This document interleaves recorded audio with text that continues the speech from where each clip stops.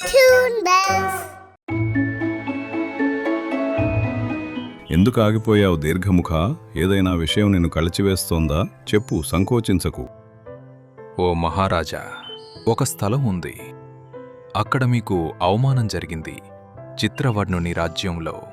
ఒక నిశ్శబ్దమైన విశాలమైన సరోవరం ఒడ్డున ఉన్న పక్షుల అందమైన రాజ్యంలో అందరూ ఒక హంసను తమ రాజుగా ఎన్నుకున్నారు. అతనే హిరణ్యగర్భుడు. అతడు బలాఢ్యుడే కాదు, అత్యంత తెలివైనవాడు కూడా.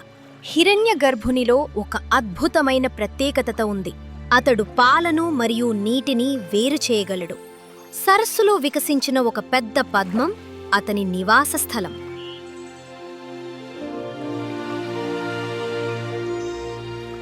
ఒకరోజు ఆస్థానం జరుగుతున్నప్పుడు మరియు రాజు చుట్టూ అన్ని పక్షులు గుమిగూడి ఉన్నప్పుడు అకస్మాత్తుగా ఒక బాతు వేగంగా ఎగురుతూ వచ్చింది. ఓ మహారాజా హిరణ్యగర్భ, విదేశీ పర్యటనకు వెళ్లిన దీర్ఘముఖుడు తిరిగి వచ్చారు. నేను వారిని ఆస్థానంలోకి పంపించనా? వారిని వెంటనే లోపలికి తీసుకురండి. కొద్ది క్షణాల్లో పొడవైన మెడగల కొంగ ఆస్థానంలోకి ప్రవేశిస్తుంది. ఇటీవలే వివిధ దేశాలు మరియు పర్వతాలను సందర్శించి తిరిగి వచ్చాడు తనే దీర్ఘముఖుడు. మహారాజా, జైహో! మీ ఆజ్ఞ మేరకు నేను విదేశీ పర్యటన నుండి తిరిగి వచ్చాను. రాజు నవ్వుతూ అతన్ని దగ్గరికి పిలిచి బహుమతులతో స్వాగతించాడు. ఆస్థానంలోని పక్షులన్నీ దీర్ఘముఖుని అనుభవాలను వినడానికి ఆసక్తిగా ఉన్నాయి. ఓ మహాపండిత దీర్ఘముఖ, చెప్పు, ఏ దేశాలకు వెళ్ళావు? ఏ అద్భుతాలు చూశావు? మాకు చెప్పు. దీర్ఘముఖుడు చుట్టూ చూశాడు, మెడ ఎత్తాడు మరియు మాట్లాడటం ప్రారంభించాడు.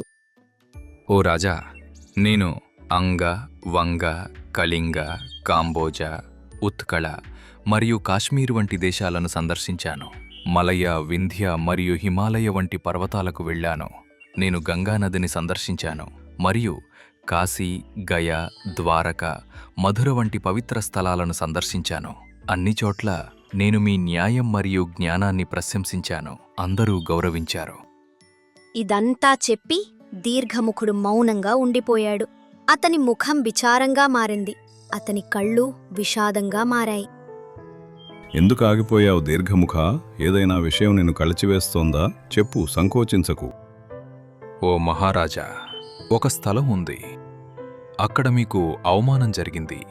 చిత్రవర్ణుని రాజ్యంలో. మొత్తం ఆస్థానంలో నిశ్శబ్దం అలుముకుంది. చిత్రవర్ణుడెవరు? మరియు అతనికంత ధైర్యం ఎలా వచ్చింది? వివరంగా చెప్పు. చిత్రవర్ణుడు ఒక నెమలి, సునార్వన్ రాజు.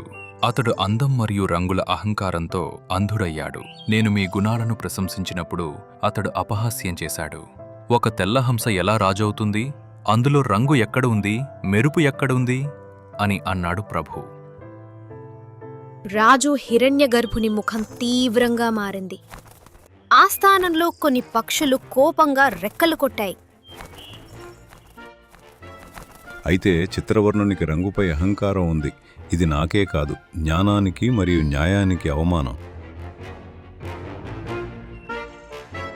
మహారాజా, మీ అనుమతి అయితే నేను చిత్రవర్ణుని వద్దకు శాంతి సందేశంతో వెడతాను. బహుశా అతనికి ఇంకా నిజమైన జ్ఞానం అవసరం.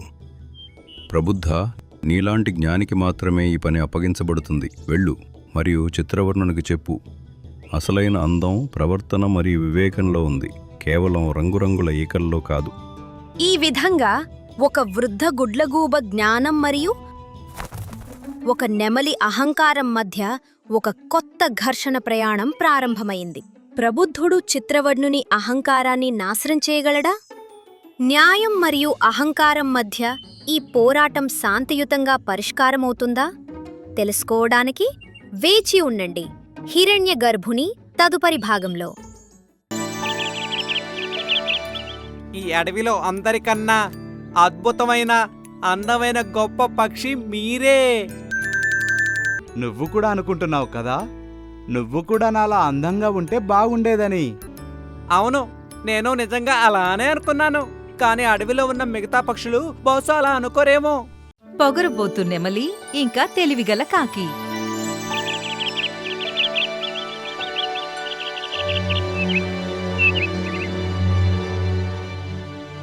బర్డ్ల్యాండ్ అడవిలో గద్దరాజు యొక్క అధికారంలో అక్కడ ఉన్న పక్షుల జీవితం చాలా అందంగా గడుస్తుంది. ఇంకా పక్షులన్నింటికీ తమ ప్రాముఖ్యత ఉండేది. అదే ఈ అడవికి ఉన్న అందాన్ని ఇంకా పెంచేది. ఈ అడవిలో ఒక నెమలి కూడా ఉండేది. అది చూడ్డానికి చాలా అందంగా ఉండేది. సూర్యుడి వెలుగులో తన రెక్కలు వజ్రంలా మెరుస్తూ ఉండేవి. దీనివల్ల నెమలి అందం గురించి చుట్టుపక్కల ఉన్న అడవిలో కూడా పక్షులన్నీ మాట్లాడుకుంటూ ఉండేవి.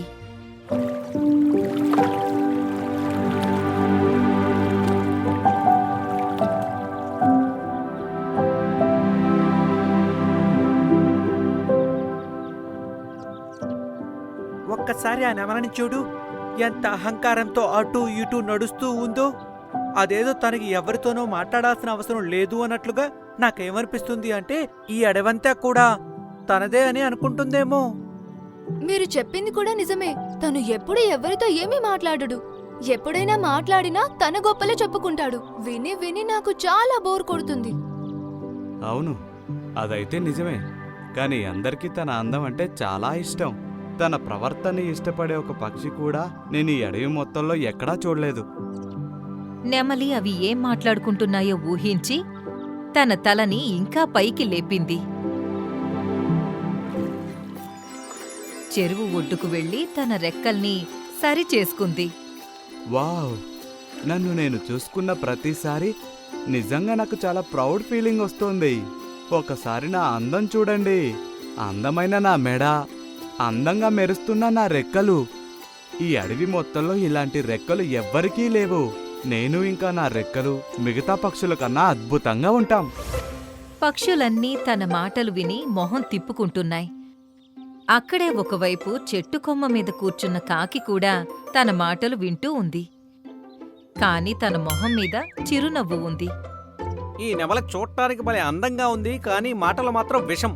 తనకి తగిన గుణపాఠం ఖచ్చితంగా నేర్పిస్తాను, అప్పుడే తను మారుతుంది. కాకి బుర్రలో తప్పకుండా ఏదో ఆలోచన వచ్చుంటుంది. సాయంత్రం అవ్వగానే తను నెమలి దగ్గరకు వెళ్ళింది. ఈ అడవిలో అందరికన్నా అద్భుతమైన అందమైన గొప్ప పక్షి మీరే. మీ అందం గురించి మాటల్లో చెప్పలేం, అర్థం కావడం లేదు. ఈ మాట విని నెమలి మొహంలో అహంకారం ఇంకా పెరిగిపోయింది. నీకు చాలా కృతజ్ఞతలు నల్లకాకి. నువ్వు కూడా అనుకుంటున్నావు కదా, నువ్వు కూడా నాలా అందంగా ఉంటే బాగుండేదని. నీ రెక్కలు కూడా నా రెక్కల్లాగే అందరికన్నా అందంగా ఉంటే బాగుండేదని. అవును, నేను నిజంగా అలానే అనుకున్నాను. కానీ అడవిలో ఉన్న మిగతా పక్షులు బహుశా అలా అనుకోరేమో. ఎందుకంటే వాళ్ళు ఇలా నాలాగా వచ్చి మిమ్మల్ని పొగడరేమో. అవును, ఇది కూడా నిజమే. బహుశా వాళ్ళకి నన్ను చూసి ఈర్ష్య వస్తుందేమో, లేదా నన్ను అడవిలో అన్నిటికన్నా అందమైన పక్షి అనుకోరేమో. ఒకవేళ అదే నిజమైతే గనక నువ్వు అప్పుడు ఈ అడవిలో అందరికన్నా అందమైన పక్షి అని వాళ్ళకి నిరూపించి చూపించు. ఈ మాట విని నెమలి కళ్ళు చిన్నగా చేసుకుని ప్రశ్న అడిగింది. అదెలా సాధ్యం అవుతుంది? నువ్వు ఎప్పుడైనా ఊహించావా నువ్వు మేఘాలపైన ఎగురుతూ ఉంటే ఎంత అందంగా ఉంటావో? మేఘాలపైన ఎగరడమా? దీని గురించి నేనెప్పుడూ ఆలోచించనే లేదు. ఎన్నెన్నో పక్షులు రోజు మేఘాలపైన ఎగురుతూ ఉంటాయి, కానీ అవి చూడటానికి అందంగా ఉండవు. కానీ నువ్వు ఆలోచించు, నువ్వు అంత పైన ఎగిరేటప్పుడు సూర్యకిరణాలు కూడా నీ అందమైన రెక్కల మీద పడి నువ్వు ఎంతో అందంగా కనిపిస్తావు. చాలా అద్భుతంగా కూడా ఉంటుంది. నీ ఐడియా ఏదో నాకు చాలా బాగా నచ్చింది. నేను మేఘాలపైన ఎగిరితే గనక అందరికీ తెలిసిపోతుంది ఈ అడవిలో అందరికన్నా అందమైన పక్షి నేనే అని. అయితే సరే, రేపు ఉదయం సూర్యుడి యొక్క మొదటి కిరణం పడేలోపు నువ్వు అందరికీ అద్భుతాన్ని చేసి చూపించు. నేను అందరినీ చెరువు దగ్గరికి తీసుకొస్తాను. అలాగే, తప్పకుండా. ఈ మాట విని కాకి నవ్వుకుని అక్కడ్నుండి ఎగిరిపోయింది. మరుసటి రోజు ఉదయం, కాలు అన్నా, మీరు మా అందరిని ఇక్కడికి ఎందుకు తీసుకొచ్చారు? హా, దీని వెనుక ఉన్న ప్రత్యేకత ఏంటో కాస్త చెప్పండి. ఇంతలోనే నెమలి అందరి ముందుకు వచ్చింది. ఈరోజు మీరందరూ నా అందం యొక్క రహస్యాన్ని చూడబోతున్నారు. అలా అని తను ఒక కొండపైకి వెళ్ళింది. తను రెక్కలు తెరిచి కొండపైన నుండి దూకింది. తను బలం అంతా ఉపయోగించి తన రెక్కలు ఆడించింది. కాని తన రెక్కలు బరువుండడం వల్ల తనని పైకి తీసుకెళ్లకుండా ఆ రెక్కలు తనని కిందకి తీసుకెళ్తున్నాయి. అరే ఏమవుతుంది? తను బలమంతా పెట్టి రెక్కల్ని ఆడించింది. కాని పైకి వెళ్లకుండా తను ఒక్కసారిగా వచ్చి నేలపైన పడిపోయింది. ఆ! గద్ద ఇంకా రాబందు తమ రెక్కలు మొహానికి అడ్డు పెట్టుకుని నవ్వాయి. ఇంకోవైపు టీను పిచ్చుక ఇంకా గోరింక కూడా నవ్వుతున్నాయి. చిలుక కాకి వైపు చూసి కన్ను కొట్టి సైగ చేసి నవ్వడం మొదలుపెట్టింది. అప్పుడే గ్రద్దరాజా కూడా అక్కడికొచ్చాడు. ఏం జరుగుతోంది? మీరందరూ ఎందుకిలా నవ్వుతున్నారు? గ్రద్దరాజా, ఈ నెమలి తన అందమైన రెక్కలతో ఎగరడానికి ప్రయత్నం చేసింది. కానీ ఎగరలేక వచ్చి నేల మీదే పడింది. తన మీద తనకి చాలా గర్వం ఉండేది కదా, ఆ అహంకారికి ఏదో ఒక రోజు ఓటమిని చూడక తప్పదు కదా. కానీ నీకు ఎగరాలని ఎందుకు అనిపించింది నెమలి? అప్పుడే నెమలికి బదులుగా కాకి సమాధానం ఇచ్చింది. ఈ నెమలికి తన అందాన్ని చూసుకొని చాలా అహంకారం పెరిగిపోయింది. తన ఉద్దేశంలో తన అడవిలో అందరికన్నా అందమైన ఇంకా సామర్థ్యం ఉన్న పక్షి అంట. అందుకే తను ఎవరితోనూ మాట్లాడడానికి కూడా ఇష్టపడదు. తను ఏ రెక్కలను చూసుకొని ఎంతగా తన అహంకారాన్ని చూపిస్తుందో. నేను కేవలం ఇంతే అన్నాను. నీ రెక్కల సహాయంతో ఆ మేఘాలపైకి వెళ్లి నీ అందాన్ని అందరికీ చూపించు అన్నాను. ఇకప్పుడు నువ్వు నిరూపించుకోవచ్చు. అలాగే నువ్వు ఏదైతే అనుకుంటున్నావో, ఏదైతే చేస్తున్నావో బహుశా తనకి ఈరోజు అర్థమైందనుకుంటున్నాను. బయట కనిపించే అందం కన్నా కూడా లోపలున్న అందమే మంచి ప్రవర్తన ఇంకా సామర్థ్యం అన్నింటికన్నా ముఖ్యమైందని. తన మాట విని నెమలి తలదించుకుని ఇలా అంది. నేను మీ అందరినీ క్షమాపణ కోరుతున్నాను. నాకిప్పుడు అర్థమయ్యింది. అహంకారంతో నా కళ్ళు మూసుకుపోయాయి. నా అందం వల్ల నేను అందరికన్నా గొప్పవాణ్ణి అనుకునేవాణ్ణి. కానీ నేను ఎంత పెద్ద మూర్ఖున్నో ఈరోజు నిరూపించుకున్నాను.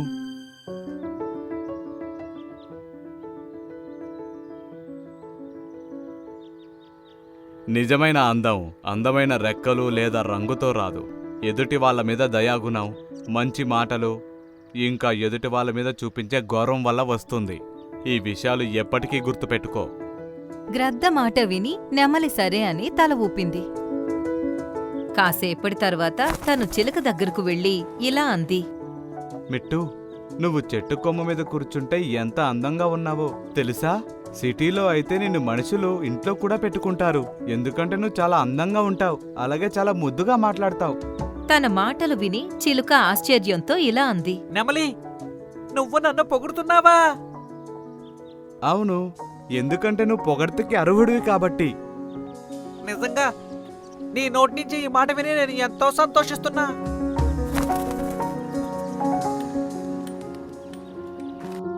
అక్కడ్నుండి నెమలి కోయిల దగ్గరకు వెళ్ళింది. అది చెట్టు మీద కూర్చుని పాట పాడుతుంది.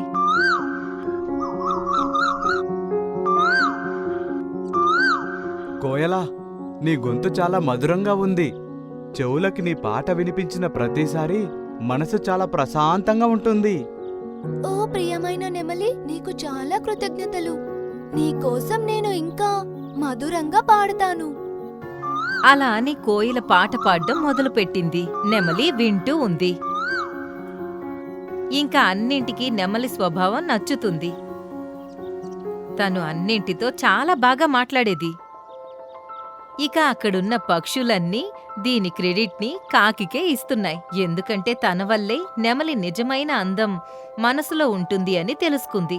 పైపై అందం ఎందుకు పనికిరాదు అని. దయ ఇంకా గౌరవం అన్నింటికన్నా పెద్ద గుణం. అవే మిమ్మల్ని అందంగా మారుస్తాయి. ఇలా బర్డ్ ల్యాండ్ అడవి ముందు కన్నా చాలా అందంగా ఇంకా ప్రశాంతంగా కనిపిస్తుంది.